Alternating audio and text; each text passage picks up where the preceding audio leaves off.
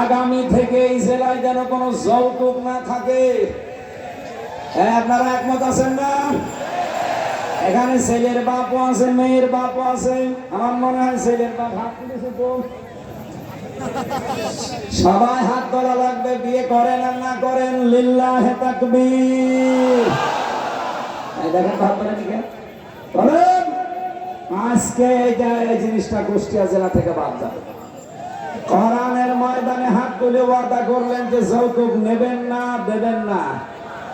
এরপরে যদি পেপারে দেখতে পাই না যে যৌতুকের কারণে গোলাপনগরে অমকে গলায় দড়ি দিয়েছে, আপনার কিন্তু খবর আছে।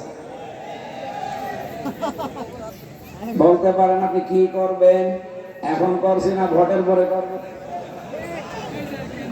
এমন কিছু করে দেব জীবনে যৌতুকের নাম আর মুখে আসবে না। আমরা তো এই সমস্ত সংস্কার গুলো আগামীতে করতে চাই। কথা বলেন ঠিক কিনা? যৌতুক এটা মানবতার